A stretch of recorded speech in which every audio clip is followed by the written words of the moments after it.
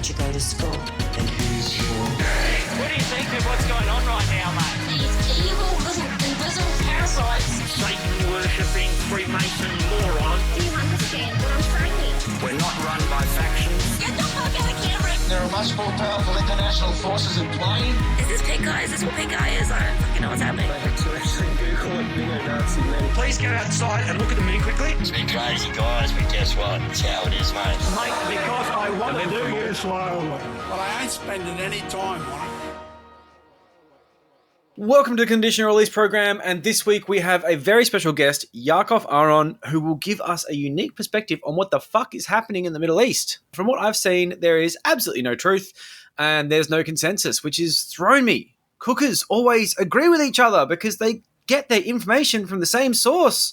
Usually, I don't know, Bob Mercer. But it's cooker against cooker. It's bizarre. Like, even Nazis and cookers aren't agreeing. That's just bizarre. They're usually holding hands in the field. So this time it's really vague. And, I mean, I'm turning to Yaakov to get an idea of what the fuck is going on. Because Yaakov knows how I like things delivered, which is a slightly cooker take, but also a lot of reality as well, which will be nice. So now, due to the fairly intense nature of the subject matter, it is not exactly a great time to do a beer plug, but I'm going to do it anyway, and for a good reason. We have a sense of urgency because for the month of October, our friends at CBCO are doing a 10% off coupon. If you put CRP10 into the checkout, you will get 10% off, which brings their ridiculously good prices down even further to what is a fairly unbelievable rate. For a case of very decent West Coast IPA, it's like $73 delivered. That's crazy. Their Hazy Nipa comes in at like $82 delivered, which is also mental. The code only works for this month, so get in before the end of October. If you get in now, well, I mean, you've got about 10 days. So don't fuck around. Buy some beer. It's delicious. It's cheap. So without further ado or advertising or blustering through fucking plugs, let's get stuck into one of the more divisive topics in recent history, which is driving me personally fucking insane and making me very thankful that I'm not in the area being absolutely subjugated. But look, we're also not here to push you one way or another. So even though we're probably going to be using a bit of that kind of language, we are just here to throw some perspective in the situation that may not be found in the sort of usual 250-word Guardian pieces you're getting online, and throw some cooker shit in there as well. You know, we're going to talk about some cooker shit too, because that's fun-ish. Anyway, welcome, Yaakov. I am done dribbling. It is a pleasure to have you here. All right. It's nice to be on. Long-time listener of the podcast. Good friend of the show. Yes, absolutely. Well, where better to begin with who I am and where I'm coming from. Yeah. Fill us in, man. Fill us in. So I am a Jewish activist. I've written, studied, and visited Israel and Palestine for a very long time. Yep. I was born into a family that was very intimately connected to the conflict. Mm-hmm. It was not a choice for me to become interested or to, become connected to the conflict. I was born into it. I'm a dual Australian and Israeli citizen, and I have family living in Israel and family serving in the IDF now and in the past. That's concerning. Yeah. Yeah, that sucks. So, firstly, I want to emphasize that my story is not one of a normal Jewish upbringing. This is in line with the theme of this show, and I really cannot emphasize this enough, a cooked and red-pilled Jewish upbringing.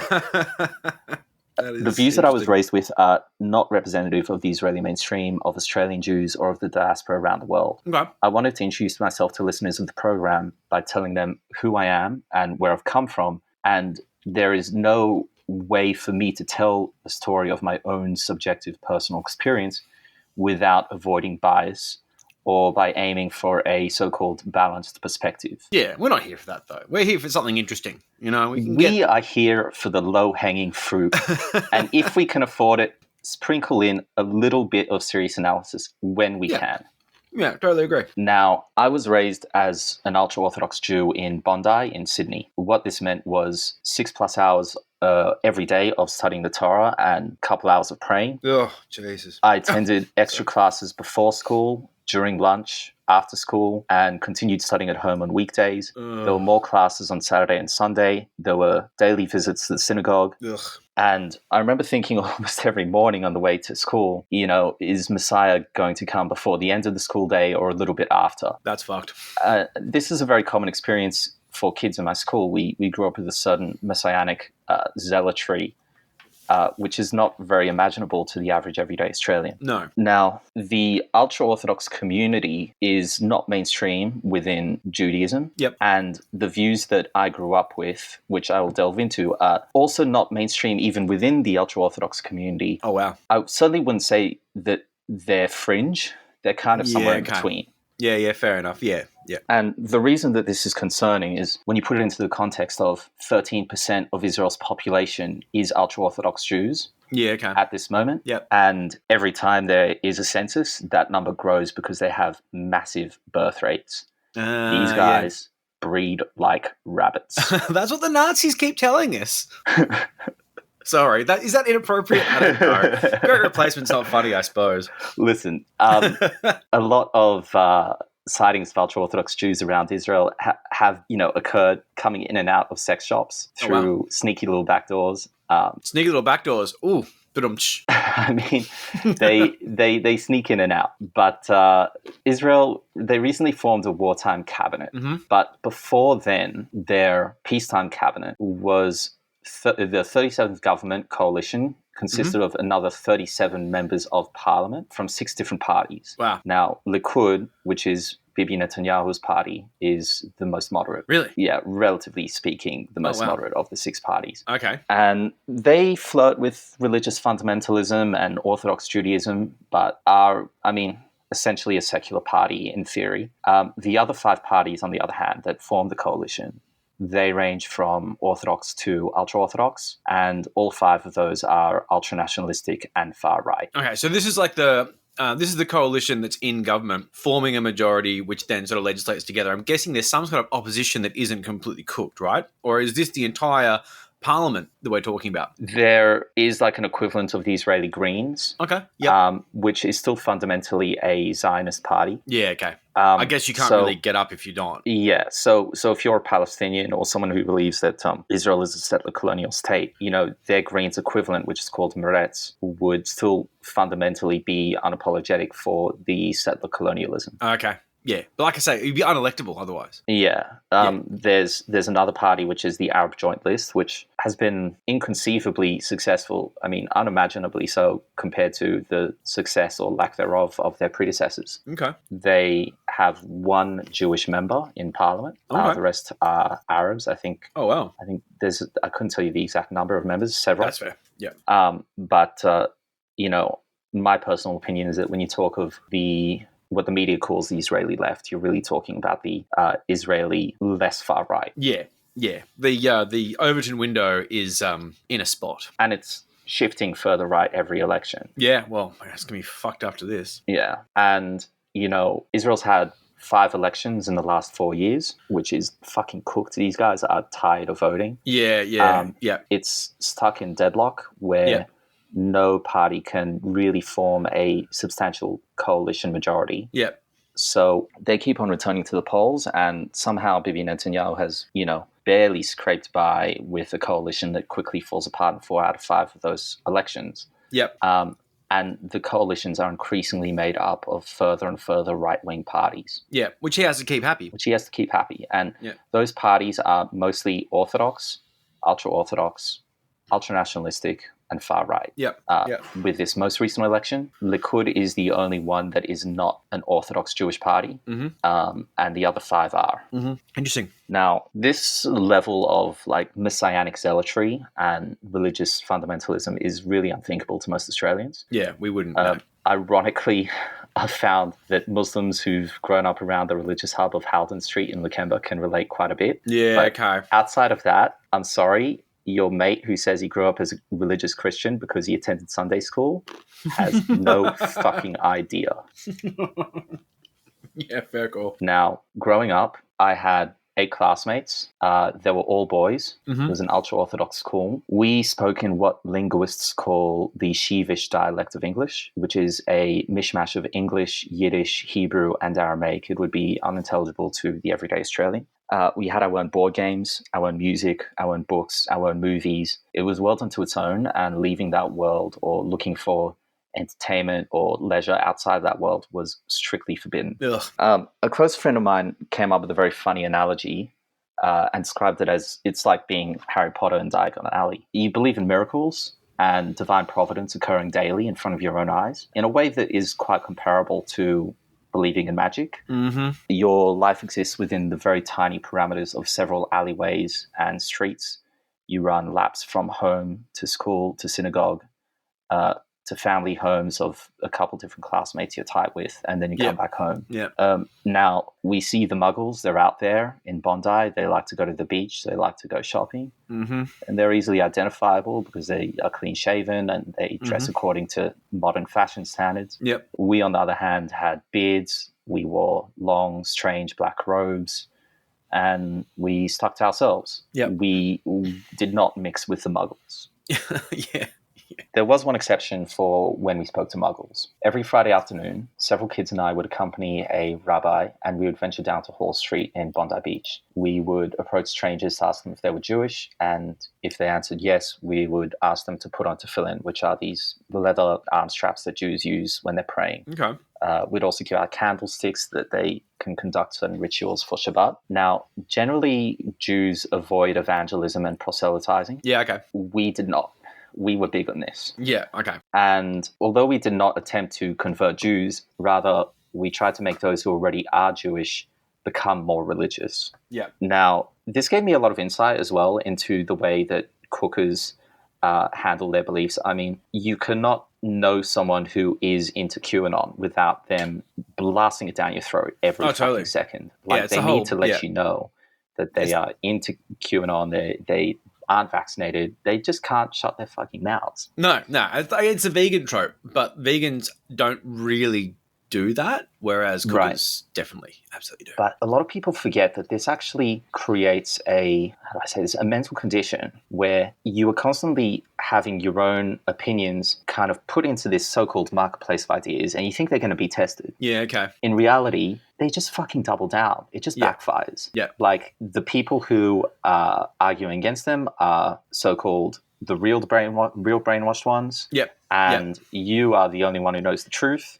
Yep. And the fact that they are, in their eyes, deliberately ignoring you is only further proof of how true the red pill you've taken is. Exactly. It's the red pill matrix bullshit. It really is. Yeah. In psychology, they call this the backfire effect. Okay, that's interesting. Now, when it came to Israel, we were uncompromisingly supportive of all of its activities. Yep. During Israel's 2005 evacuation of settlers from Gaza, I was 10 years old, and it was the first time that I remember becoming politically active. A friend from school pilled me on the subject and invited me to Sydney-based protests and disseminated stickers and pamphlets with the phrase, "Jews do not expel Jews" on them. Yeah, so you wanted to keep the settlements because that was, they were reasonable to be there, blah, blah, blah, that sort of thing. Yeah. Okay. Yeah. Yeah, that's pretty extreme. It's pretty extreme, and, a lot of people forget that Gaza used to have settlements. Yep. And Israel withdrew them. I do not believe that this was the end of the military occupation, but it certainly did make it a little less textbook of a case. Yep. Now, my friends and I, we returned to Hall Street to pass out these pamphlets and stickers to whichever strangers were willing to listen to our bullshit. And you would have been a kid. Yeah. I remember joking at the time about the assassinations of Yitzhak Rabin and the coming assassination of then Prime Minister Ariel Sharon, for their concessions of land to the Palestinians, which, according to our understanding from, the religious principles we were taught, is just a big fat no-no. Yeah, okay. So Yitzhak Rabin was the prime minister in charge at the time when they withdrew from the settlements in Gaza. So Ariel Sharon was the one who withdrew from Gaza. Yeah. He was not assassinated. Yitzhak Rabin was the one who signed the Oslo Accords and agreed to create the Palestinian Authority. Okay. And he actually was assassinated. Yes. And that was a joke to us. Yeah, wow. Because we will talk about that later, but it's interesting to get an idea of who Yitzhak Rabin was and why he was assassinated, because that's one of the things I've always known. The reason why was basically he was sympathetic to Palestinians and did something that pissed them off. Yeah, and we will get to that later on in the podcast. Yeah. Now, Bibi Netanyahu, he met with the head rabbi of my sect a number of times, the Rabbi Menachem Mendel Schneerson, who's simply colloquially known as the Rebbe. Easier to pronounce. Yeah. Now, the Rebbe passed away in 1994, and Bibi Netanyahu has gone on to quote the teachings of the Rebbe to him several times, including one time in a 2011 speech on the floor of the UN General Assembly. Oh, wow. And he said that the Rebbe taught him, quote, "You'll be serving in a house of many lies," as in the UN General Assembly. Yeah. Remember that the light of a single candle can be seen far and wide in the darkest of places. Wow, okay. That's how you make friends. Yeah. Well, Bibi, when he quoted this, he did preempt it with, "I hope none of you are offended," which, of course, yeah. not responsible for any offense after that. No offense, but I'm not racist, but classic disclaimers with absolutely no flaws whatsoever. Completely absolved. Yeah.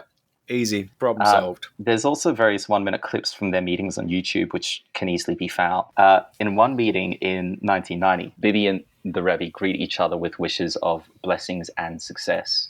Bibi asks for advice, quote, "in all areas, personal and political." The Rebbe responds, quote, that many things have progressed since the last time that they have met, but that the Messiah has not yet come. So you, Bibi, must hasten the coming of the Messiah. And Bibi insists and stutters and stumbles, "Oh, we're doing what we can." And the Rebbe cuts him off. He says, "Apparently it's not enough, since many hours have passed today already, and the Messiah is still not here. Okay, that's cooked. But there are still hours left for today." Oh, good. That's the good news. So try still for today. Okay, cool. So the rapture's still, look, it's 4 p.m. We've still got plenty of time. Plenty of time. That's and then fine. the Rebbe promptly bids him farewell with blessings of good tidings and success. Mm-hmm. Success is not a good thing, though. I don't want your success. The Your success is means annexing the West Bank and Gaza. Of course. bad. Yeah, cool. The Rebbe's messianic fervor was my fervor, and the fervor that so many that I grew up with felt and knew so well. Yeah. My personal hunch is that Bibi was, performing something vain and political for his voters. Yeah. But regardless, these are the voters which, as time passes, he's becoming increasingly attached to every passing election. Yeah, symbiotic relationship. And also, they seem easy to pander to be Yes. honest. They seem very impressionable in that regard. Yes. Mm. These settlers only want one thing, and it's disgusting, to quote the meme. Yeah. The complete annexation of Palestine. Yeah, that's it. And, as lovely Avi Yemeni, who we'll discuss over time, said to finish the job. Yeah. I mean, that's so fucking sociopathic. But he's an asshole, Not a real journalist. No, he's not. Even though he's got a really nice press jacket that he's wearing over there. Oh, it's great. Some eBayer sold it to him, I'm sure. For the listeners, Avi Yemeni is now at least claiming to do some reporting, for whatever that's worth, from the ground in Israel. Now, Israel is just completely stuck in this state of political deadlock. Bibi's power, it hangs on by a thread, and he's doing whatever he can to hang on. And it just feels like almost every month for several years now, he faces some do-or-die deadline in his prolonged criminal trial for charges of corruption. Yeah. And in every election, he shifts further and further right. Yeah, that's actually one of the theories is on Telegram. I was sort of browsing things this afternoon just to see what it sort of stood out. And people were saying basically that there's this massive conspiracy theory, which you might sort of discuss later on, that they let the recent attacks happen to create this situation because if he can create some kind of dramatic situation, whether it be war or some kind of dramatic outcome or result, then he will further delay any kind of criminal issues. And the entire thing is basically to, essentially save his own skin, which is very cynical, but also kind of disjointed from reality. It's like, oh, hey, Hamas, boys, man, fucking my lawyer said that shit's happening. Hey, could you just launch a massive coordinated attack on my country? That will be a fucking massive solid. Thanks, guys. Oh, yeah, don't worry. Habibi, I got your back, bro. No. What? No. Yeah. Anyway, but people are idiots. So, obviously, what people say in Telegram is usually a good indication of what is incredibly stupid and wrong. Yes. Traditional political wisdom shows that Bibi's odds of surviving this are very slim. Yeah, okay. But that's interesting. to give him credit, one of Bibi's greatest skills is his ability to survive when the odds are stacked against him. Yeah. So he is a very wily politician, and to his credit, a very competent statesman. I mean, not that I agree with him, but he's good at achieving his agenda. Yeah, he's been knocking around the nest for a million years, so And although I think that any allegations that he deliberately let this happen to cement his power and authority. Those conspiracies are bogus. Yeah, they're insane. He is a master of what Boris Johnson calls, place the dead cat on the table trick, which is whenever you're stuck in a political scandal and everyone's talking about it, you dump a dead cat on the table and you say, "Oh my God, have you seen this dead cat?" And suddenly everyone's talking about the dead cat. They might be asking, where did Bibi or Boris pull the dead cat out of? Are they responsible for the dead cat? But now people are talking about the dead cat instead of the scandal that came before it. Yeah, that is a very fucked up thing. It's like Steve Bannon's, filling the zone with shit. It's one of those things when you hear it and you think, oh, fuck you. That happened. I've fallen for that. Fuck you. Oh, man. Fuck, I'm so easily played. Which I find very frustrating. I like it when it's summed up so succinctly. Dead cat. Yeah, I'm going to remember that. That's a very interesting little tidbit. Now, it's impossible for an Israeli party to achieve a majority on its own, which is exactly why Bibi's power is running so thin. Yep. Rather, they rely on a mixture of parties that are tenuously connected, forming a coalition. Yeah. And Israel's current Minister of National Security is an Orthodox settler named Itamar Ben-Gvir. And Ben-Gvir's party name is called Otzma Yehudit, which is the Hebrew words for Jewish power. Oh, that sounds a bit Nazi. It's a bit nasty. Yes, probably shouldn't say it sounds Nazi, but Jewish power does sound just, a bit bad. You could very comfortably describe him as a fundamentalist and racial supremacist. That sounds bad. Yeah, it's pretty bad. Yeah. The party was born from the ashes of another party named Kach, which is formally designated a terrorist organization by Israel and by the US. What? Yeah. Somehow this guy is still the Minister for National Security. The fuck? And the organizational structure of the Kach party lives on with some of its former members, including Ben-Gvir himself. They exist as a vanguard within the current Otzma Yehudit party. Wow. Okay. That's cooked. He's a proper cooker.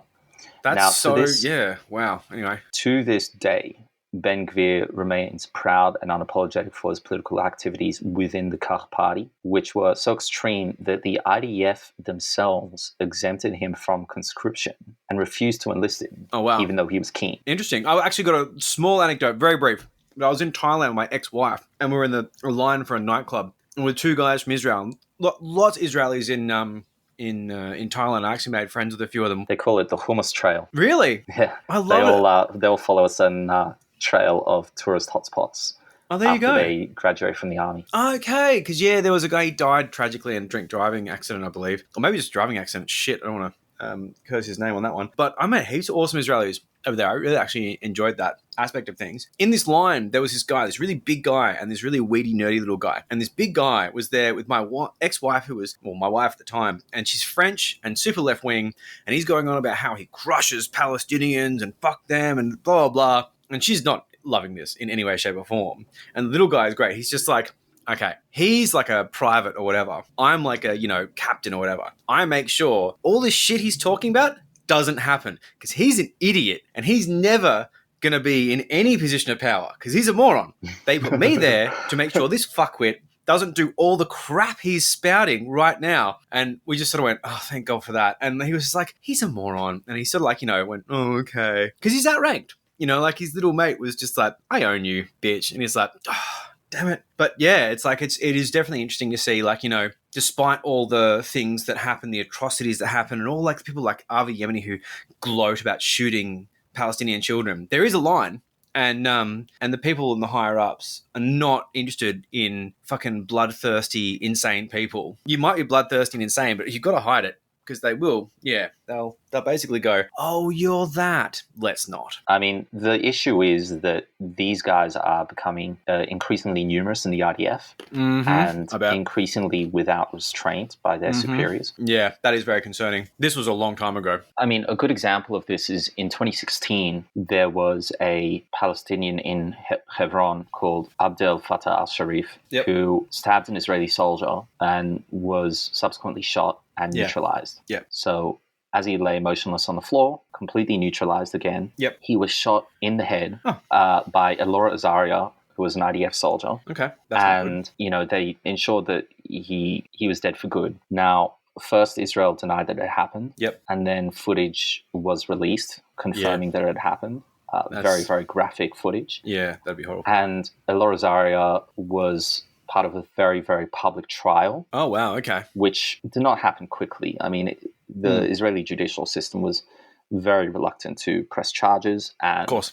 they only Yep. did so after international outrage really pushed them into a corner. Yeah, the Yanks probably said, mate, can't. You got to. Yeah. Yeah. Eventually, he was found guilty, which I believe is an anomaly. Yeah. And he was given 18 months of imprisonment for Oh, shit, what for was murder. well, it was deemed manslaughter. Yeah. Oh, okay. Yeah. And this, I think, was very much a performative sentence given Yep. so that the international community would get off Israel's backs. Yep. The right wing rioted in response to this, this Oh, wow. conviction. Yeah, okay. And it really turned the civil discourse inside Israel upside down. Interesting. So these guys, they are running increasingly rampant within the IDF. There was another soldier who in 2018, there was the Palestinian March of Return in Gaza, where they would every Friday afternoon gather near the wall and, you know, have a gathering. Yep. And there were routinely soldiers who would snipe at them, even though they were unarmed. It was a civilian gathering. Oh, wow. And there was one soldier who was quoted as saying, "Today I took 40 kneecaps Wow. to a journalist." That's not something you should be proud of, champ. So this is just completely, or rather I should say, increasingly unchecked ultra-nationalism within the IDF's own ranks, which Yeah. they're not holding their own to account. Yeah, okay. Yeah. So the guy in the nightclub line was more of an anomaly than anything else. Well, I think that they used to be more, I don't know, maybe it's that technology has gotten better in filming what IDF soldiers are doing. Yeah, okay. Or maybe it's that they are getting increasingly worse, which is what I'm leaning towards. Yeah, okay. But certainly Israel's always had this issue of not properly regulating the extremists within its own force. Yep. Now, yes, Ben Gvir was one of the very few who was refused service. Because they did knew not he was want just him. bad. He was too cooked. Yeah. Now, Yeah. the same cannot be said for the man that Ben Gvir has a photo of in his own office behind his desk. Okay. And someone who he has described as a hero, someone who he's made pilgrimages to the grave of Okay. with his family. Yep. Ben Gvir had a photo of terrorist Baruch Goldstein behind his desk for decades. Okay. And he spoke very proudly of it. Cool. Baruch Goldstein was an ultra-orthodox settler who served in the IDF, Okay. was known to be an extremist within the IDF, Yep. and went on to commit the massacre of the Cave of the Patriarchs in Hebron during Ramadan in 1994.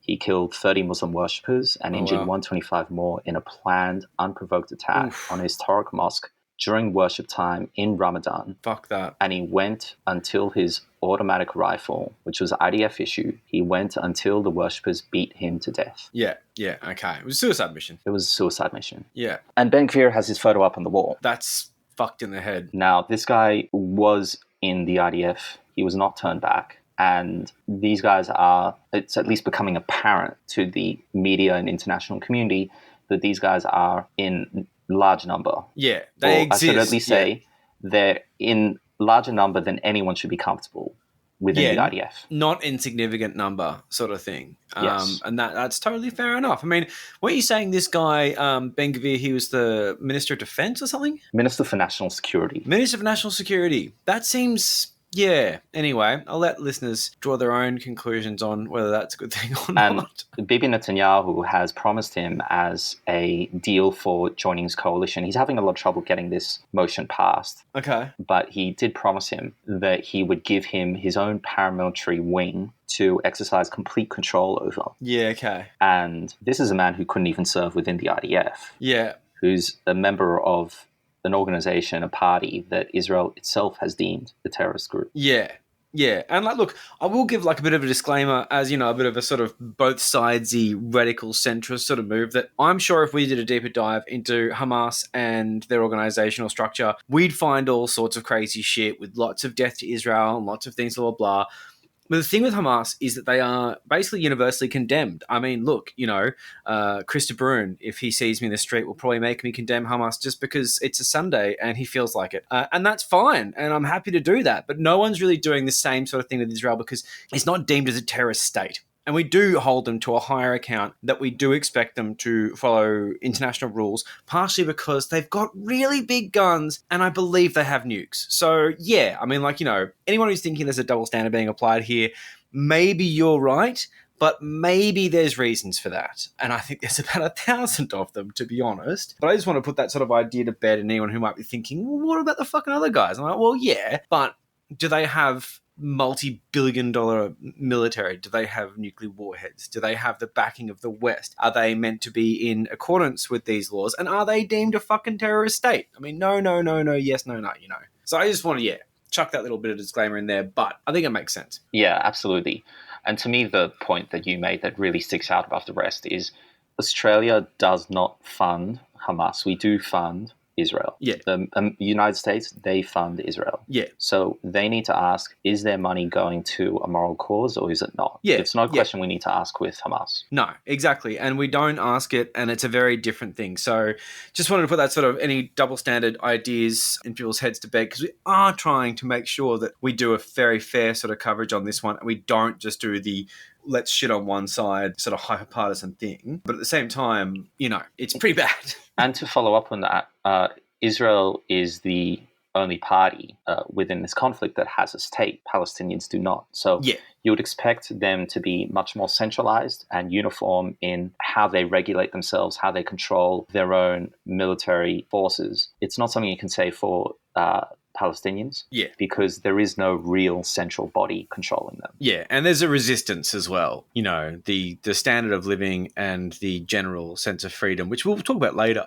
is wildly different. So there's a lot of sort of parallels that could be drawn without considering a lot of variables. And I think those parallels should be set to bed, because it's not a matter of there being a double standard. It's a very different playing field that we're discussing here. Absolutely. Yeah. Now, this massacre is quite important in terms of understanding the Israeli cookers, because it occurred in the wake of all of the civil unrest and discourse after Yitzhak Rabin, the prime minister at the time, signed the Oslo Accords in 1993. This essentially established the Palestinian Authority and made promises that Israel would, do what it can to respect Palestinian self-determination and movements towards a more concrete Palestinian state. So it's like a sort of like a two-state sort of move toward sort of thing. Yes. During sort of Clinton's time. Yes. Now, the Oslo Accords and Rabin signing them drove the cookers fucking bonkers. Yeah. The massacre in the Cave of the Patriarchs followed in 1994. And in 1995, Rabin was assassinated by an ultra-orthodox extremist. Yeah. Okay. Yeah. Now, in 2005, I was 10 years old, and I was influenced by ideologies adjacent to this. And this is what led me to hand out the pamphlets on the street of far-right Israeli propaganda, reading Jews do not expel Jews. Yeah, okay. I again want to make the disclaimer, this is not representative of mainstream Israel, let alone diaspora Jewry or Australian Jewry. Yep. I am not representative of all Jews. This isn't a typical Australian Jewish story. But I think listeners should be concerned that this demographic in Israel is growing in population and in political power. Yep. And I think that telling this story is valuable for listeners to understand how cooked and pilled these fucking lunatics are. Yeah. So politics in Israel threatening to go toward the right. The next election is going to be mega cooked because people are going to be in war mindset. And basically it paints a very bleak outlook. I'm not going to make another great replacement joke, but the underlying thing is they are breeding, and it sounds like, similar to what you were doing as a kid, they're sort of influencing others. They are the cooker who speaks endlessly about the globalist at a dinner table, or, for a lack of a better one, the vegan who espouses their beliefs. Although I don't think that really, anyway, doesn't matter. So basically, when it comes down to it, this is going to be an endless state of war where the Palestinians just have no choice but to be wiped off the face of the earth? And what do you do? It's quite a difficult question. I mean, Israel is urging Palestinians in Gaza to leave at the moment. Just leave and just don't come back? Well, that's the issue, is they know that if they leave, they will not be allowed to come back. Great. I mean, it is almost impossible for a Palestinian, let alone a Palestinian refugee who has no citizenship for any country in the world. Yeah, because you're basically stateless, because there's, Exactly. Wow. And that's the issue for most Palestinians living in Gaza and the West Bank. They have no citizenship of any state. And frankly, no state wants them. Yeah, of course they bloody don't. And how are you going to get back into Gaza, mind you, via Israel, because Israel controls all the borders. Yeah. How are you going to get in there without a citizenship? And you can't stay anywhere because not only do they not want you, but maybe your second cousin is in Hamas. Yes. Yeah, now, great. Israel's urging them to leave, which definitely is the safest thing if they're looking out for their own lives. It's like, leave or I'll kill you. Yeah. It's not a great set of options. This is their childhood homes. This is land families, that they've their lived in friends. for generations. Yeah. They're leaving an entire life behind for a very uncertain future. Will they ever get citizenship somewhere else? Who the fuck knows? Yeah. Yeah. That's so fucked in the head. So beyond that, I mean, there is the very recent case. In particular, Israel warned Gazans in the north of Gaza Strip to evacuate to the south, close to the Egyptian border. They named particular routes and particular roads as safe routes. Mm-hmm. And then they bombed those routes. That's so fucked in the head. So I am hesitant to attribute, malice directly to Israel and say that they were specifically targeting civilians. But certainly civilians being in the way is not an issue. Yeah, okay. So what you think that may have been an operational reason for those airstrikes, but the fact that the optics were basically just not an issue for them because they didn't really care. I couldn't really tell you for sure if Hamas was operating in the area. I mean, one of the issues that's so difficult with Gaza is that it is a very tiny, densely populated area. It is, yeah. And, I mean, Hamas is there. So I think it would be quite difficult to name a place that Hamas and also civilians are not in Gaza. Yeah, okay. So for context, it's a 365-kilometer squared strip of land with 2 million people living in it. Yep. And to compare it with Sydney, Sydney has 12,300 kilometers squared land and 5.3 million people. Yeah. So Gaza is built on very shoddy infrastructure, a lot of thin plaster, chip rock, chip wood, buildings put on top of each other because there's no other place to put them. They're just Cheap as they can up. make it. Or else, if it's not buildings put on top of each other, another one put on top of that, another one put on top of that on 60, 70-year-old foundations that won't last. Yep. It's shacks. Yeah, okay. Yeah, it looked like shit from the sky, I'm sure. It's fucking shit. Yeah. So, I mean, if you were bombing a place with 2 million people in 365 kilometers squared of land, I mean, you really need to ask yourself, how pinpoint can these targeted airstrikes and targeted missile strikes by Israel actually be? Yeah. Well, yeah, that's it. They're going to hit fucking everything. Yeah, and they don't seem to care that much when it comes to these things. So collateral damage is inevitable. Yeah. And I do not know what is going on inside the minds of the soldiers who pull the trigger or who order the carrying out of a certain targeted airstrike. But what I can certainly say is that the inevitable civilian casualties is not an issue. And if they happen to land on a hospital or school, it's a risk that they are very willing to deal with. Yeah.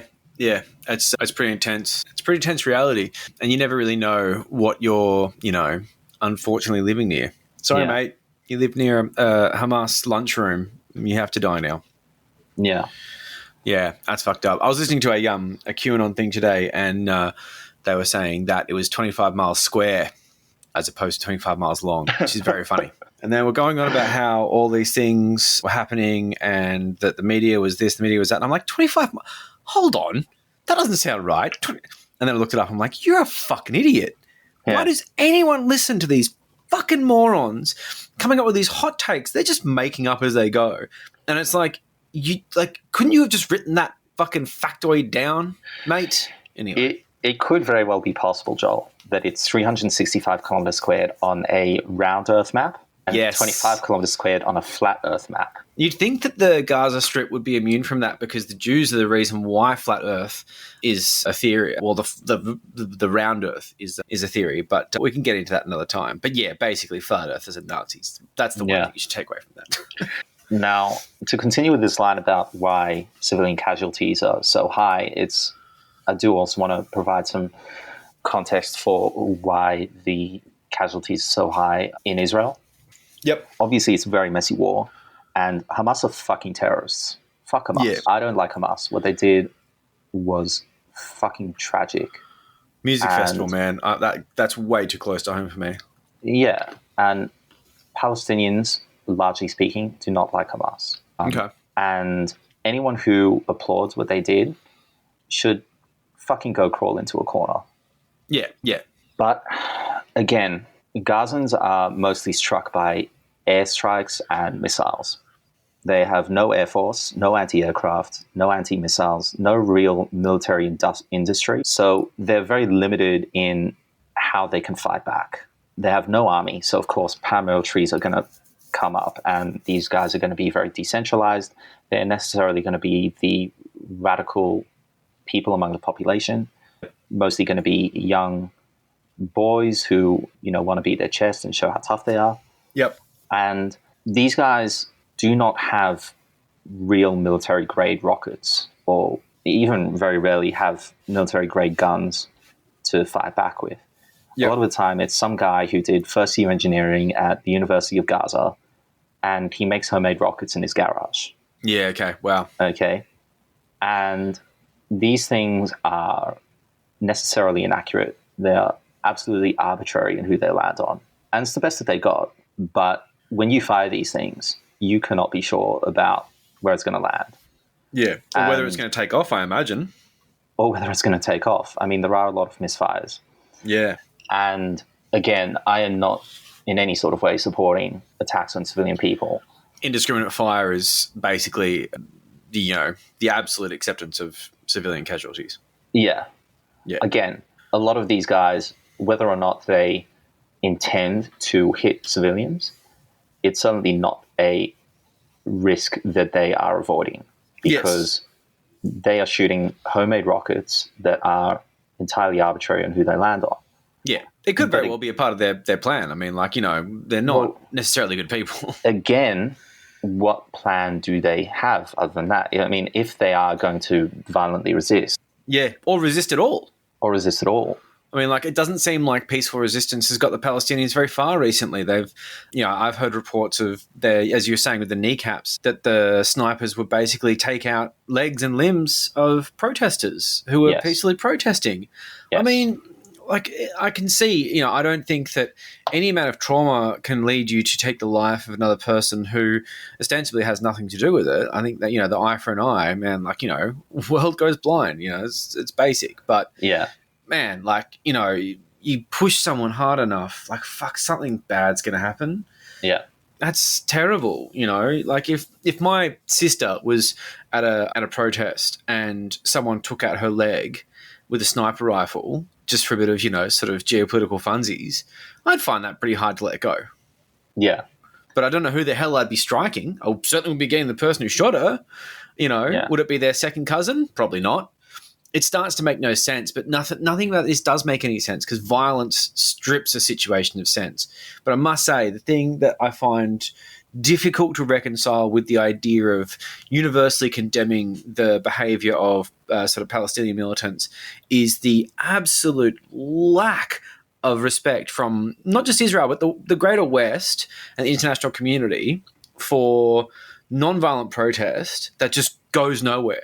At least say, look, thanks for not being assholes about this. We'll give you some, we'll take out some settlers, or we'll give you some land, or we'll just do something in exchange for what I would say is basically obedience. But they didn't even get that. Yeah. I mean, around a decade ago, there was a very famous Israeli soldier. Well, he was only famous after he got captured. He was, a very normal rank-and-file IDF soldier who was captured by Hamas. His name is Gilad Shalit, and he was held captive for several years, became a national hero after he was captured. Okay. They ended up trading 1,000 Palestinian hostages in his return. I mean, this is just a normal guy. Yeah. He's not some super soldier. He's not some top of the line, secret agent. Just a guy. Yeah. It's not like Jimmy Barnes or anything. No. Not John Wick. No. And, I mean, there was some very fierce debate within Israel about the morality of trading 1,000 hostages. Yeah. But ultimately, I think it shows that there is a very genuine, very mainstream feeling within Israel that any Israeli casualties are completely tragic and not worth even slightly risking, which is why they turned so much to airstrikes and military, missile strikes. They don't want to get their hands dirty. They want to fight at a distance. They want to fight a war through means which, the Palestinians are not able to fight back. And I mean, in a sense, like, how can you blame them? Who doesn't want to fight a war where the others can't fight back? Yeah. But it creates a massive amount of civilian casualties. And I mean, it risks war crimes daily, which I believe have occurred. Yeah. Yeah. Absolutely. And it really makes it inevitable, in my opinion. I mean, you cannot hit something with a pinpoint strike in a place as densely populated as Gaza Strip. Yeah, and they have to basically say, we're doing this to take out Hamas, we're taking this to take out terrorists, because it has to have a military reasoning for it. Whereas, of course, when it comes to the guys firing rockets out of their garage, they don't necessarily have to do that. But, when it comes down to it, if you look at the situation the Palestinians are in, they are in a situation of extreme pressure, extreme subjugation. And, I mean, I think you were saying that under international law, it's actually a human right to violently resist a military occupation. And it's easy to argue that Israel is a military occupation in those areas. So, I mean, the UN would apparently agree on a sort of legal level with Palestinian resistance. But when it comes to any kind of vote ever, it's either, of course, vetoed by the UN or Israel or any other sort of power. So there's no real meaning to it, but the laws are there that say that violent resistance is justified in a situation that would parallel the Palestinians' plight. Yes. Whether you like it or not. Regardless of how particular presidents and politicians mumble their words on the matter, formal US policy is considering Palestinian territories as occupied territory. And the 1970 United Nations General Assembly Resolution 2625 explicitly endorses the right to resist subjection of peoples to alien subjugation, the domination, and exploitation. Okay. So, yes, violent resistance against an occupation is completely legitimate. Yeah. It's incredibly unfortunate that, you have one of the most modern armies in the world bombing the Gazan population. Quote from Benny Gantz, who's now a member of the wartime cabinet, former opposition leader within Israel, general for many, many years, very high-ranking general. He said during one of the recent wars, "We will bomb Gaza into the Stone Ages."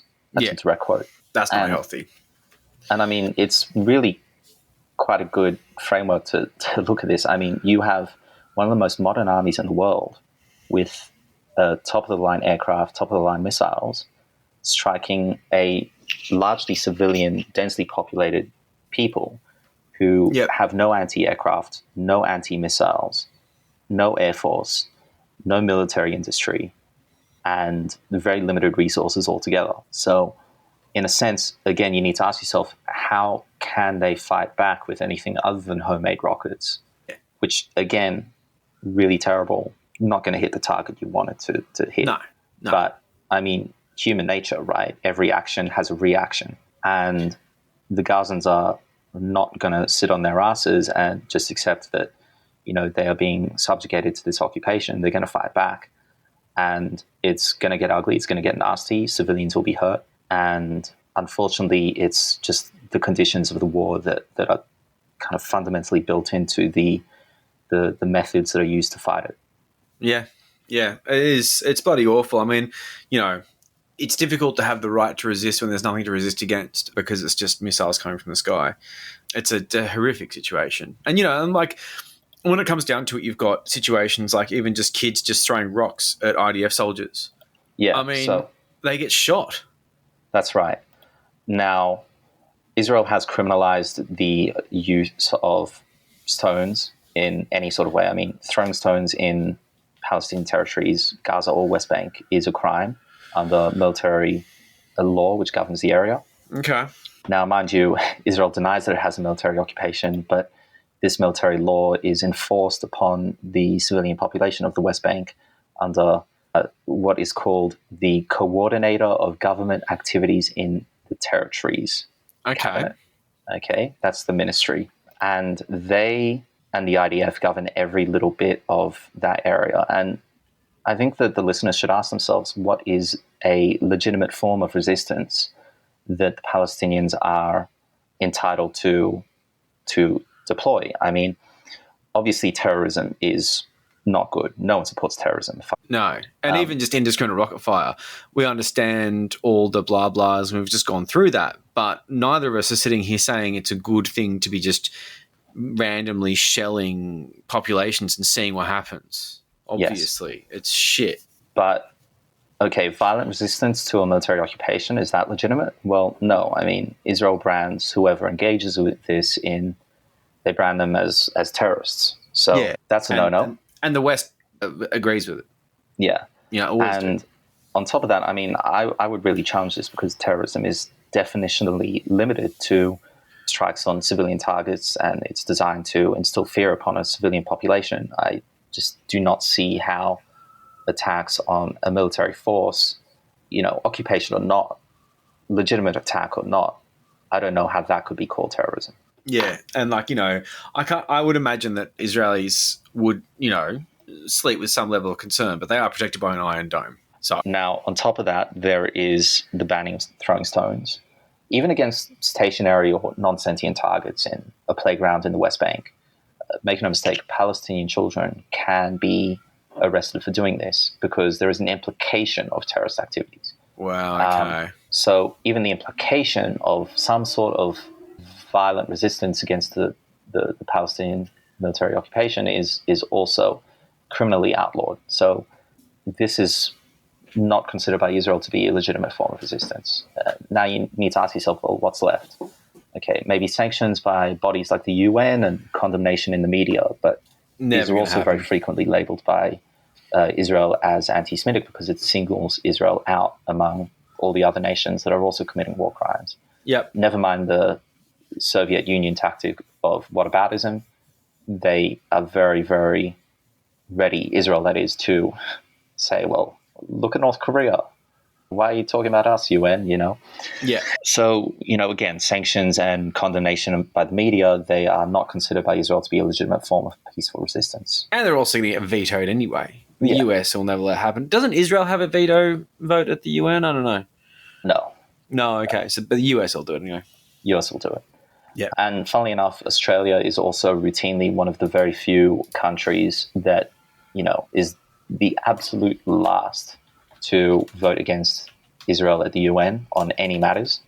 I mean, of course, sometimes there are hotly debated motions, and other times there's motions in the UN which are passed every single country to 10 or to 5. And no doubt one of those countries is America, Australia, and then some randoms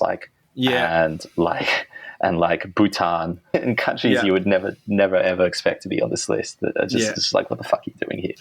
Yeah. Now, then again, what's left as a legitimate form of resistance? Well, it's a crime to wave the Palestinian flag inside Israel. So acts of Palestinian national pride are criminalized. Yep. They're not allowed to express their national identity. So apparently this is not a form of legitimate resistance. Then there's the calls for boycott, divestment, and sanctions, which is commonly abbreviated as BDS. It's a grassroots movement. This isn't something that is being proposed by states or by the UN. It's a grassroots civilian movement. Yeah, it is, yeah. Where, you go to the supermarket and you check where product is made and you decide, I'm not going to buy that. Yeah, but I have a soda stream, but I was told that I shouldn't because they're made in Israel. That's all right. It really is great at bringing the adrenochrome out of the Palestinian babies, isn't it, Joel? Oh, that's very good.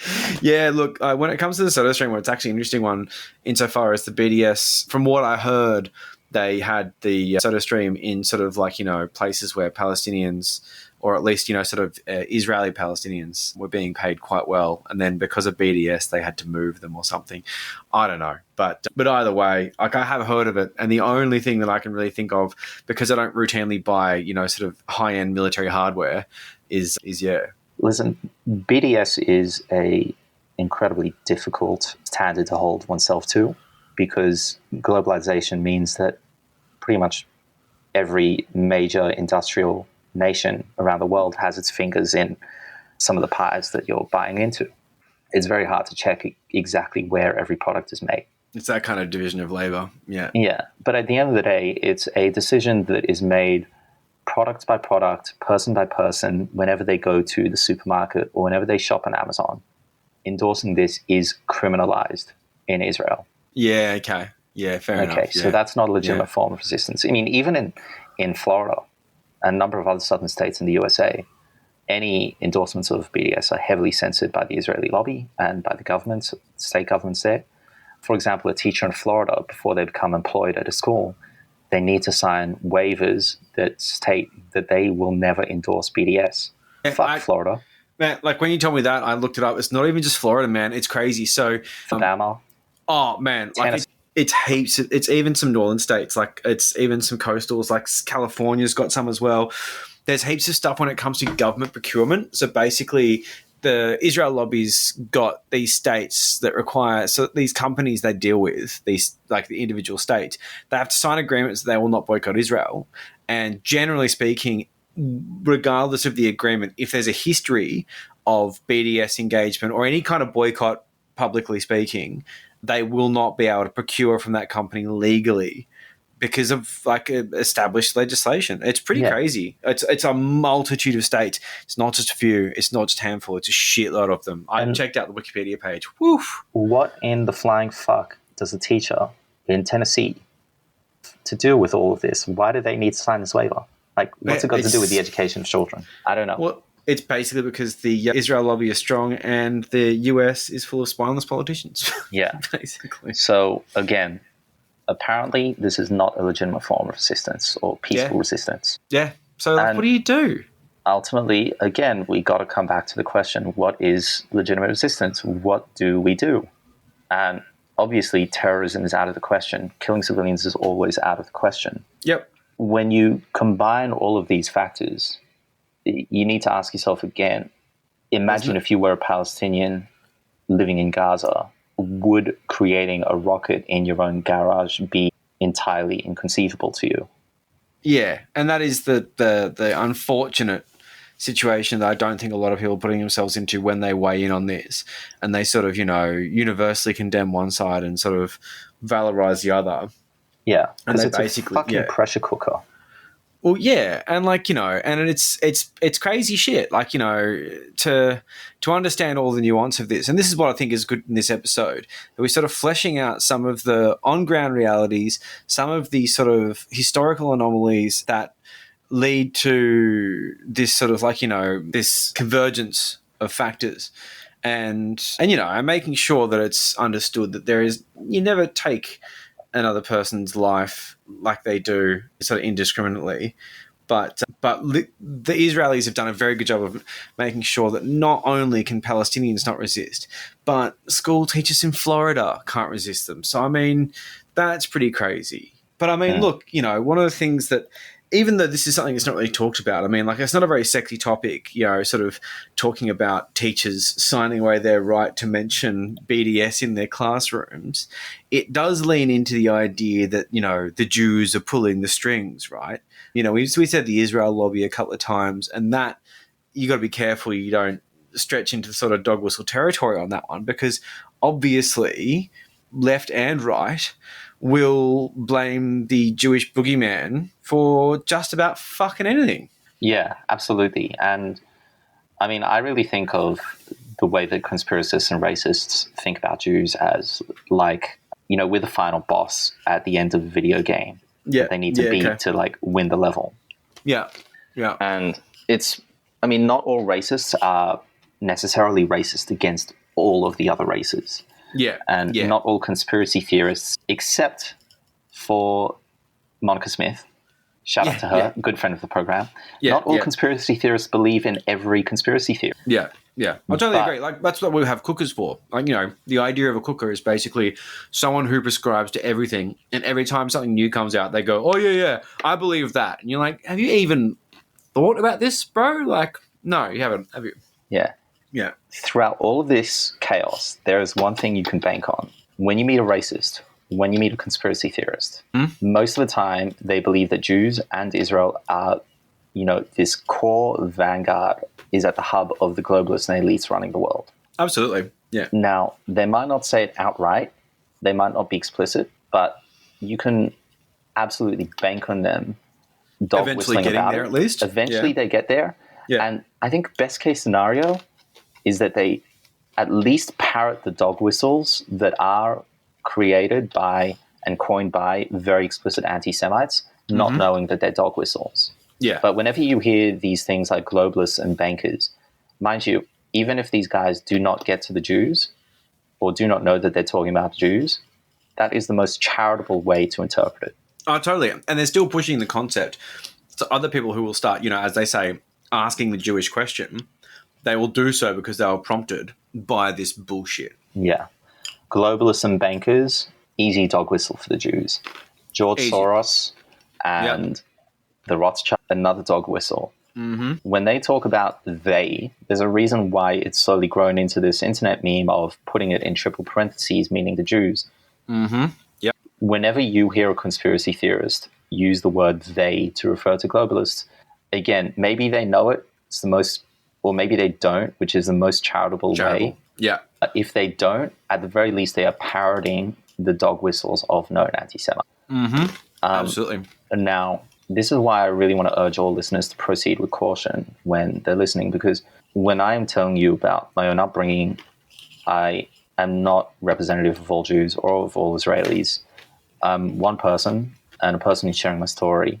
But this is the last person I want to end up like is Ayaan Hirsi Ali, who began with some very legitimate concerns about radical Islam and slowly became more and more fucking cooked. Oh, yeah, totally. To the point where she's like outright endorsed far-right fascist Geert Wilders in the Dutch really? Parliament. And Wow, she went that far. and she's cooked on vaccines now as well. Yeah, I imagine so. Darling of the ultra-right. Yeah. And I mean, she began as a critic of Islam who grew up within radical Islam. Yeah. And she has some very valid, terrifying experiences that are worth sharing. Totally. And certain factions of the left chewed up and spat her out, sometimes for good reasons, which I won't get into. It's a very long discussion to have. Yeah. But slowly, as a result of being chewed up and spat out, she became more and more cooked and found more and more of a home among the far right and among friends who, frankly, were very fucking racist against her being an African, very racist against Muslims. And held her in very low esteem. But regardless, that was the bed that she made for herself. Those were the friends that she found. So this is absolutely the last person that I want to emulate as a Jewish person. Yeah, totally. We have a few of those people in our homegrown freedom movement who pander to far-right extremists and, even as far as Nazis, who the Nazis and most of the far-right extremists who aren't just, classic conspiracy cookers would not piss on them if they were on fire due to their skin color or their background, but they still pander to them because that's their base.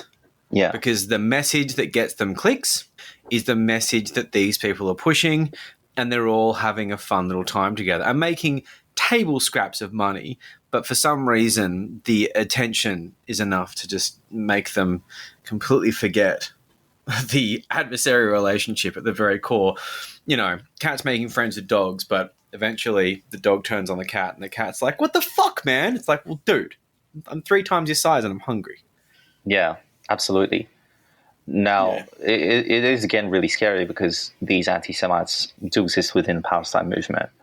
I would say that they are exaggerated by certain wings of the media and minimized by other wings. Yep, absolutely, for sure. Personally, I was absolutely disgusted by the protests in Sydney recently where chants of gas the Jews and fuck the Jews were made, and a contingent of the protesters took over the entire mob. Yep. I'm pretty happy to see that the organizers of the protest condemned those chants, but I think it's really important that they make a considerably stronger effort in the future to recognize that it only takes one rotten apple to spoil the whole bunch. Yeah, the media response to that was one of those things where it's like they were looking for something to condemn these protests as being some kind of radical extremist thing, and they got it. But one of the organisers, who of course is a good friend of ours, said on Twitter that he went to the police and they just refused to do anything. And he's like, well, can you get rid of these assholes? Like, what are you going to do? You're going to punch them? I mean, let's face it, if they're from Canberra or, Fairfield, they're probably big boys that you do not want to have a boxing match with. And the organizer in question, who we are mates with, is what they call on the scene a twink. Beautiful man, but not someone who's going to be walking up there and saying, let's fight. That being said, I reckon he probably would have got in their faces pretty hard. But you know, when it comes down to the coercive power, there it was, standing there and basically just watching them saying, oh, no, we've got to make sure you don't cause any trouble. There's trouble being caused. No, not that trouble. That's fine. No, we're looking for other trouble. It's like, no, that's trouble. Fuck. Anyway. Yeah. Very frustrating. I mean, I'm very grateful to see that the protests more recently than that one have been entirely peaceful and have not encountered angry anti-Semitic mobs like that. Yeah, much to the dismay of click-seeking fucking media outlets. Yeah. Come on, guys, do something, you know? However, I mean, anyone who organizes a pro-Palestinian protest needs to anticipate that they will be held to a very high standard on this issue by their critics. It's inevitable. But yeah, it is inevitable, yeah. Their critics will nitpick, and they will find one rotten apple, and they will paint the entire protest with that single brush. Totally. Chris de Bruyn will be there making sure that everyone says, I condemn Hamas, but on every single fucking statement they make. Oh, how are you doing? Do you condemn Hamas? Yeah. Could you condemn Hamas? Yeah. What's your fucking point, mate? Like, it's silly. Yeah. Anyway. And obviously, any Palestinian or advocate for Palestine has a whole fucking lot on their plate right now. Totally. It's a nightmare. And still, I would urge them to not lose sight of holding themselves to a high standard on this issue of taking out the anti-Semitic trash, because their critics certainly will. And it will be used to delegitimize the movement when the critics get a hold of it. Yep. So if it only takes one. So pro-Palestinian sentiment has to basically do backflips over itself to make sure it condemns Hamas, and they're making sure they're both siding it as much as humanly possible. And we're doing a similar thing as well. At the end of the day, we have a whole bunch of factions that make up this sort of bizarre information cultural war around this that are pretty cooked. Some of them more cooked than others. So let's divide some pro and anti sentiment into subcategories. Let's conveniently letterbox some beliefs. Okay. Well, obviously, you get the traditional Palestinian camp, which supports Palestine, the traditional Jewish camp, which supports Israel. Yeah. People who believe in a free and fair Palestine is fine, yeah. There are some really cooked factions that attach themselves to this issue. Yeah. And they make up a more significant portion of the discourse than you would realize. Yeah.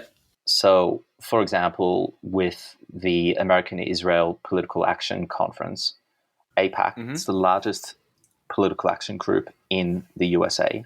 Most of their funding comes from evangelical Christians, not from Israelis, not from Jews.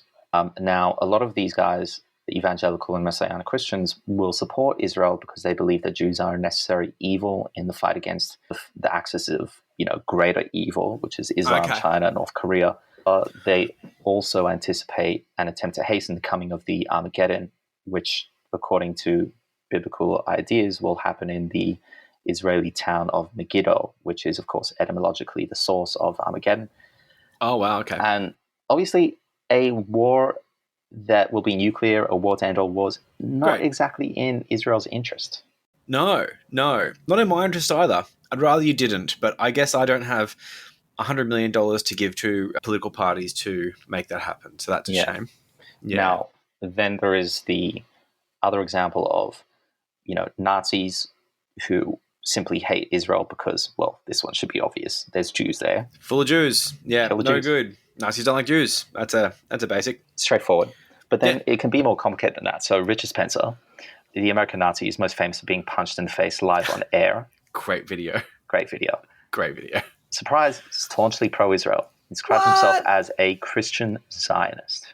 Okay. That's weird. So hates Jews, loves Israel. Yeah. I love your country, just don't like what's in it. He says that he wishes that white people in America would have an ethno-state just like Israel does. Yeah, okay, yeah. Almost suddenly down the line, his plan is to expel Jews to Israel, which he believes has a right to exist, right? Yeah, but also really convenient. Yeah, okay. I tell you what, you would better have a fucking contingency plan for your screenwriting guild, because your movies are about to suck. They're not going to be funny anymore. I'm sorry. You think Seth Rogen's? Yeah, he's holding your whole shit together. Yeah, I mean, Yeah. further proof that they run the Hollywood, right? Yeah. When was the last time you watched a funny movie that wasn't produced by Judd Apatow? I mean, come on. You're fucking kidding yourselves, guys. And so then, again, a lot of these factions, it just gets increasingly bizarre. So Germany has a pretty significant contingent of Antifa for Israel. That's the banner they organize under. Unusual. But then when you consider that, like, the far right there are literal Nazis who committed the Holocaust in Germany. I guess the reaction Antifa for there, Israel kind of makes sense, right? Yeah, okay, that's interesting.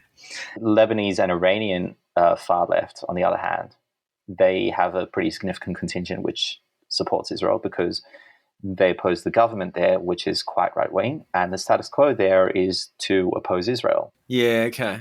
Now, you get the way that I grew up.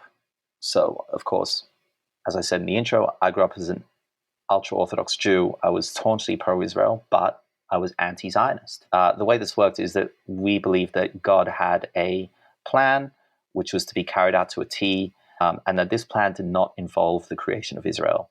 We were placed under exile by God, and this exile has not been lifted, will not be lifted until the Messiah comes. So we were anti-Zionist in the sense that we were against the fundamental ideology and theory of creating the state of Israel. This involved refusing to sing the national anthem, and regardless, now that Israel had been established, we were, very supportive of any of their contemporary policies. We did not believe in giving up an inch of land. And we firmly believe that now that it exists, God wants us to back it and its policies every step of the way. Backflip. But now, again, it still gets more cooked.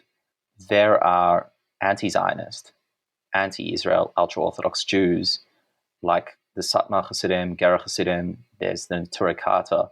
And these guys at times even dabble in Holocaust denial. Wow. Like, they're pretty fucking culty. That's real cooked. They're the most extreme and the most religious of all the Jews. Interesting. They're almost always anti-vax. Yep. Yeah. And, their idea is, I guess, like the way that I grew up, but more extreme. It's just completely uncompromising in the sense that 2,000 years ago, God ordained the Jews to be in exile. And so any creation of a Jewish state is strictly forbidden. And it's just an uncompromising fact for them. Okay. That's very weird. And you will see rabbis from, particularly in the Turekata sect, being paraded around and given speaking roles at protests for Palestine. I really want to urge listeners to not embrace these guys because, again, they dabble in Holocaust denial, anti-vax, pretty fucking cooked guys. They're shit. And they also believe that, when the third temple comes and when Messiah comes, that then the Jews can carry out ethnic cleansing. Oh, good. Yeah. Ethnic cleansing. And who's getting cleansed? Oh, anyone who's not Jewish, they're getting cleansed from Israel. So, that's me. What? No, I'm not used to being oppressed. This is bullshit. Yeah. Yeah, no, so that's not cool. These guys are not good guys. No, they're not good guys at all. Yeah, it's actually a really good point to not to back them incidentally. Like, I've got you on the show here. You're a Jewish voice to speak to this because you come from a place that understands a sort of wider global scale. But I'd never thought for a second that you were just like a sort of cooked guy like that. If you were, we'd be pulling this one. Yeah. It would not be happening. Yeah, absolutely. And I mean, this is a real issue in terms of the conflicts because it's become so global in terms of, who it involves in this discourse. And Israel and the Jews, for some reason or another, have just always captured the international community's imagination and focus. So possibly through extremely high-end lobbying, but yeah. Yes, that is a very legitimate answer. And another very legitimate answer, there's no reason why it can't be both, is good old anti-Semitism. Yeah. Now, you, for example, get the manosphere anti-vaxxer types like Andrew Tate, Oh, yeah. who believe that triple parentheses, they Yep. are the ones who destroyed masculinity by controlling and disseminating porn. Yep. And, of course, microchipping us lowers our testosterone, apparently. Yep. Israel, of course, was one of the most hardcore pro-vaccine countries throughout COVID. Yep. Also, like, the chairman of, or the CEO or whatever of Pfizer, Albert Bourla, I think it was, or whatever, Jewish fella. They love that. They like bringing that up a lot. Absolutely. Yeah. As well as Joe Biden's spokesperson for health. What's her name? Rachel Levine? Yeah. Well, Yeah. yeah. That's a telltale sign right there. Now, again, you also get cookers in India. Far-right Hindu nationalists love Israel simply because they also hate Islam. Okay. Because their conflict with Pakistan is also born from British occupation. Yeah. And they see it as, the enemy of my enemy is my friend. Yeah. Some of the most cooked and bizarre and just out of left field Israel advocacy that you see on the internet and on Twitter actually comes from far-right Hindu nationalists. Yeah, that's a very strange allegiance, but that is fascinating. So another common thing that's brought up to various degrees of, opposition and consensus agreement is the idea that Israel is an apartheid state, which is obviously a loaded term considering the experience in South Africa. But it's a loaded term, but it seems to have some basis here. I think it's interesting to flesh out the reasons why that term could be used and maybe some of the more sort of finer points of what that means on a practical level, because it's something you can really throw around that just sounds like, blah, blah, racism. Oh, you're racism. It's an apartheid state. I mean, fuck, people used it to describe the voice. So it's a word that feels like it's lost a certain level of meaning. And when it's being used to describe this conflict, I think people just tend to gloss over it. But we've discussed a few things of the practical nature of Israel implementing considered policies to maintain a state that you could call, and I'm pretty sure I'm pronouncing it wrong, but an apartheid state.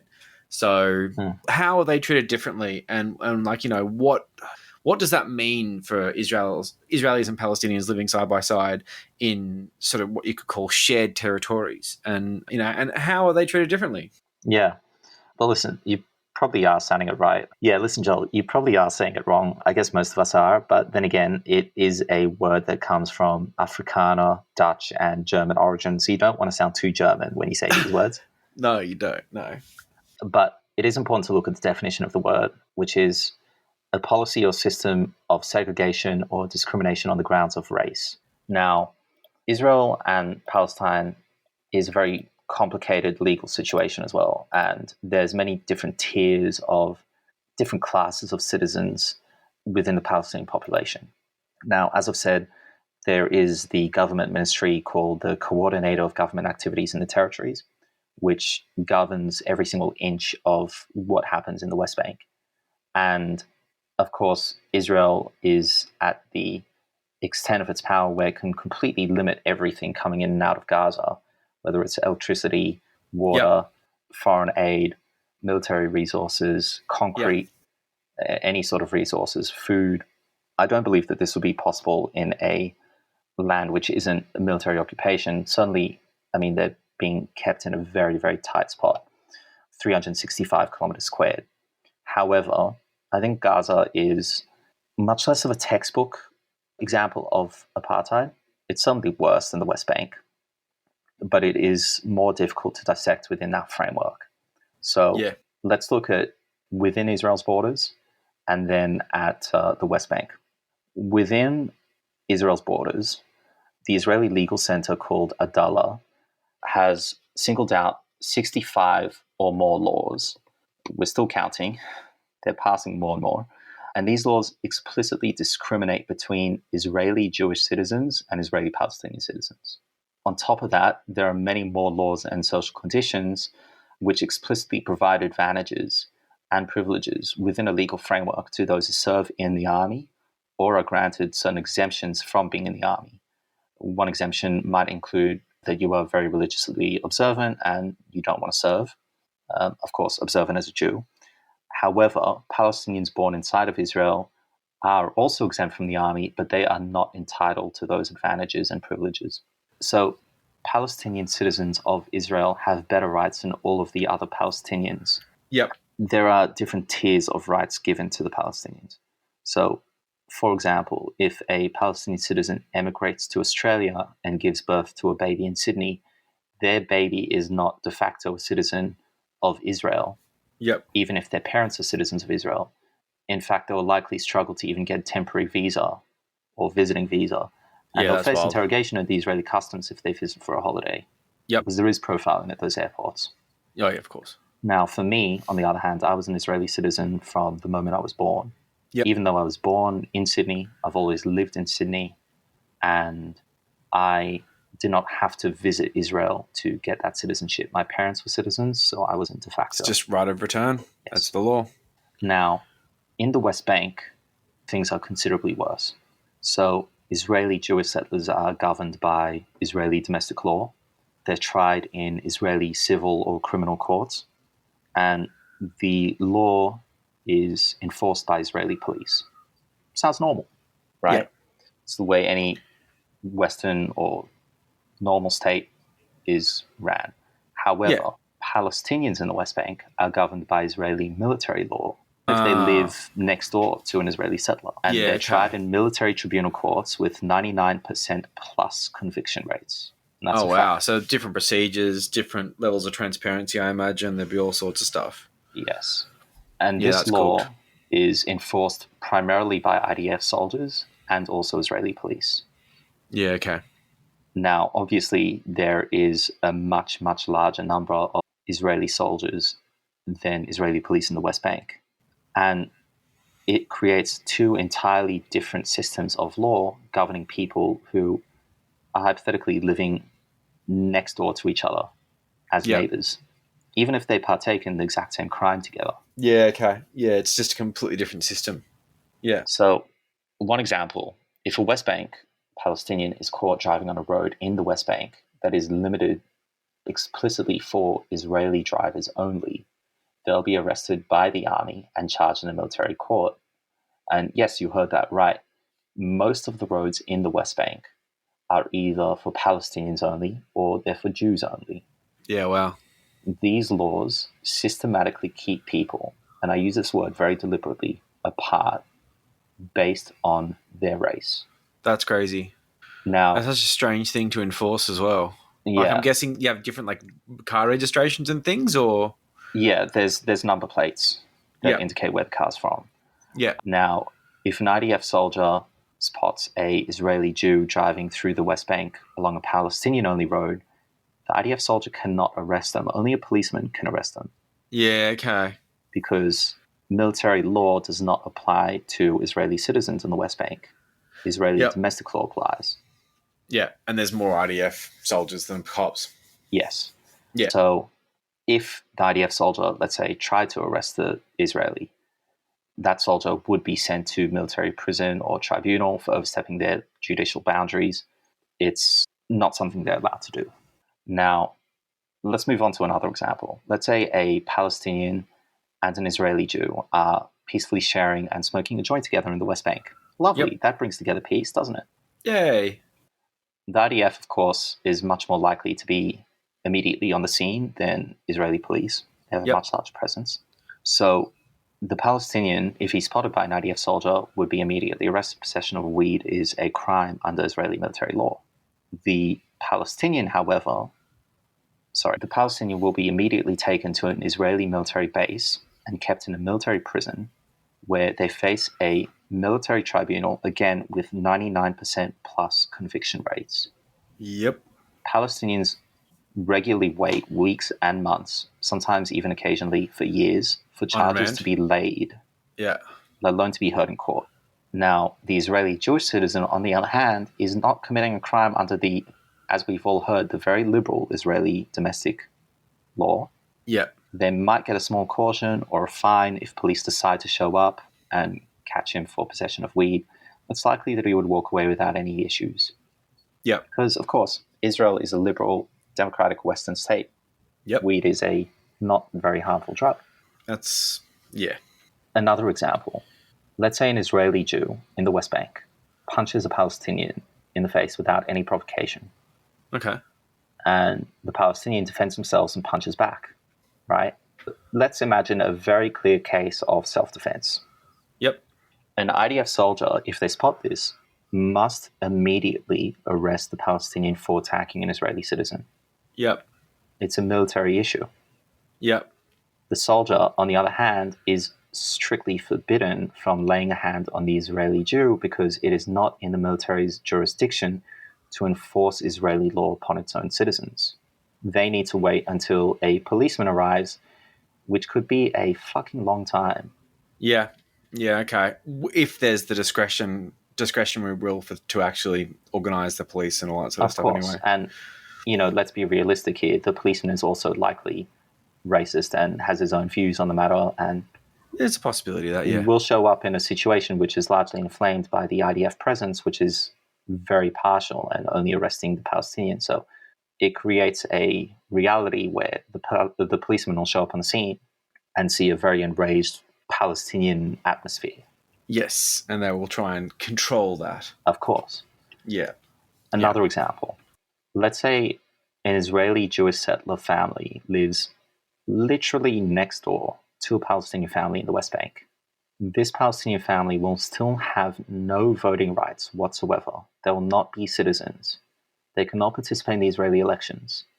And they are not legally considered by Israel to be living within Israel. Meanwhile, their entire existence is governed by Israeli military law and determined by the ministry called the Coordinator of Government Activities in the Territories. And the IDF can raid the Palestinian family home whenever they want and without a warrant. If the Israeli family next door has children, their children will be considered born in Israel and will be naturalized citizens. Yeah. They can participate in Israeli democracy. They have voting rights. Yeah, okay. Now, to me, this is pretty unambiguously apartheid. Checks out. Pro-Israel advocates will point to the fact that Palestinians who are citizens of Israel, who are born within Israel's borders, judges, doctors, lawyers, members of parliament, and this is a bogus argument. I mean, a lot of people are surprised to hear that actually the exact same could be said for apartheid South Africa. They had African judges, lawyers, doctors, and members of parliament. It was still apartheid. Yeah, okay. That's interesting. In the great words of Trent Reznor, we have a shitload more to go. So we're going to cut it here and we are going to continue on in part 2 because, fuck, man, I've got to edit all this. So let's pause, reflect, have a think about what we've gone through, which is basically the way in which the Israelis and the Palestinians interact on a legal and social level, and think of these people as human beings in a society which has its challenges. And going forward, try and have a little extra layer of empathy and an understanding of where these people are coming from and how things work. So thank you, Yaakov, for coming on and telling us all of that, because that was fascinating stuff that I just don't tend to get anywhere else. And I really appreciate your unique insights. Yeah, I'm really happy to give them. And it's nice to have someone actually participate in a conversation, be this interested in the conflict. Yeah, well, it's a big thing at the moment, but I think that it's being whitewashed by a lot of bullshit. So hopefully this gives people a bit of clarity, and I'm sure there's some Middle East experts out there amongst us who are, looking at this and thinking, oh, I already knew that. Well done. That's very good. But for the most part, I didn't know any of that shit. So I'm pretty happy you came on. All right, until part 2. Thanks, listeners. I don't think I ever want to talk to any of those people. Fuck me!